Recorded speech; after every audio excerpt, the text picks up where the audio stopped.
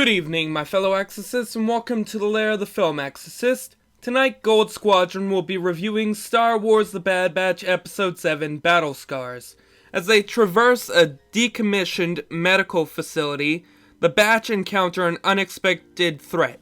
Now tonight, due to unforeseen circumstances, sadly Gold Leader, which would be me, will be doing this alone.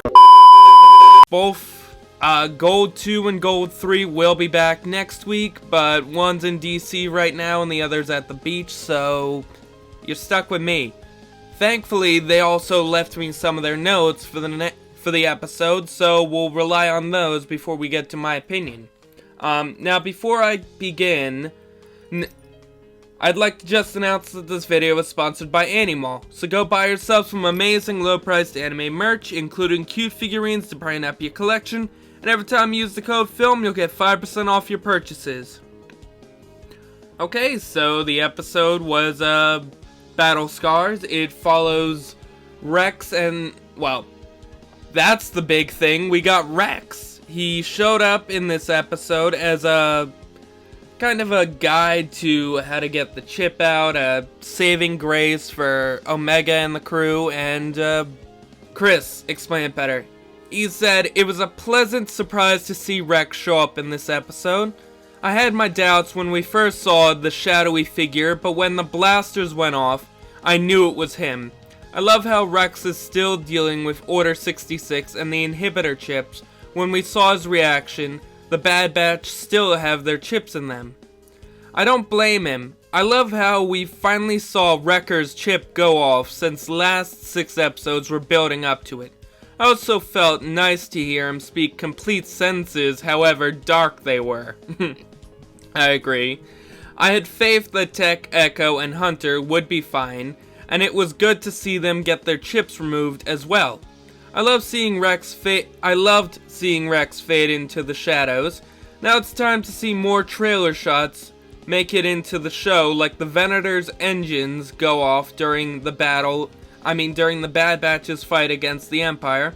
There's a high chance we'll see Crosshair again, and I also hope we get more clones opposed to conscribed soldiers. Jesus agreed. He added that, "I do worry on how they met their end. The Empire is going to be looking for them," or, as a little joke because he's not a fan of anime, he gave it an S, saying, "Dare I go by anime ranks, it's an S." But, yeah, I agree. I mean, Jesus has been and Chris have been talking about, the chip going off quick, for the past couple of episodes. I was kind of hoping it would take a bit longer, but oh well. I also I felt bad for Omega because she had to watch one of her guardians and her best friend basically attack most of the squad and almost kill her. I mean, this episode got really dark, and I mean, wow. And you can kind of feel a bit of a connection. And the rest of the clones went after Ahsoka after we knew them pretty well from the series, and we knew how they probably felt while doing this. But again, like they say, good soldiers follow orders, and sadly, Wrecker almost followed it to the letter. Thank God, Rex was able to stun Wrecker and get the chip out of his head, and definitely, it's a relief that the chip is gone, and I kinda hope that the person that Rex is talking to is, either Bail Organa, because he's joining up with the rebels for a while, or it's, Gregor and Wolf. So, or it could be Ahsoka, because we don't know if they really kept in touch. I mean, it's implied they didn't, but maybe it is her. Maybe they're rendezvousing for a little thing. We meet, Rex. But either way, yeah, I like this episode. It was good to see a Venator again. I mean, we haven't seen one since the Clone Wars. Now they're being decommissioned on a lot of people's favorite planet, for the most part that we played on it.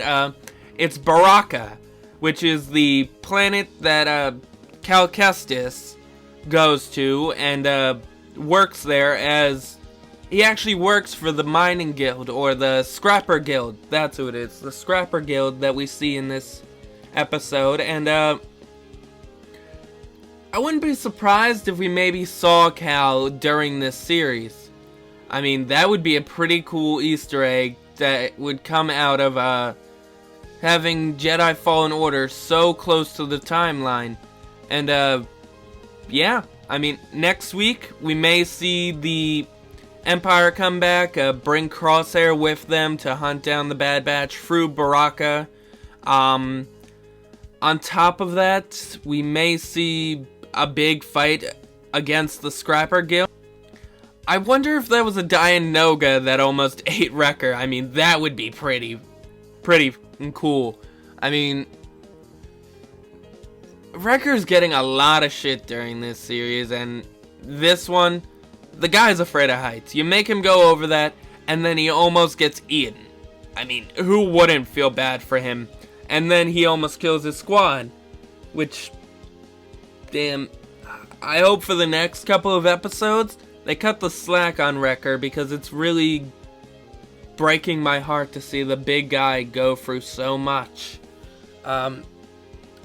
I can also understand Rex's feelings, because obviously he has PTSD from watching Jesse and the rest of the clones basically almost kill him, turn their backs on him, and Ahsoka, and these are his brothers. He doesn't want to go through that again. Like he mentioned in there, he talked to Fives, who tried to warn him ahead of time because of Tup during the Lost Files, or the Lost Missions, and yeah, you gotta feel bad for these clones. I mean, especially the ones that know what happened and aren't fully under the control of the inhibitor chip. I mean, it's just a lot. And to see Rex have to go through that again, I mean, damn. Just damn. So, I also like the little thing between Wrecker and Omega by spending all this money. That's basically putting the Bad Batch deeper in debt. That was kind of a funny thing, and it's the one thing that brings them both together. It looked like popcorn to me. I think it was mochi or machi, I think it was called, but it's a cute little thing between them. But yeah, I agree. I'd give this an A+. I can't wait to see what they do for the next episode, and just give us more Rex and give us more episodes like these. This one was a really dark episode, and it works with the timeline. But anyway, have a great night, guys. Gold Squadron out. Sorry, Chris and Jesus couldn't be here. They definitely will be here next week. And have a great day. Happy Pride Month, and we'll see you next week.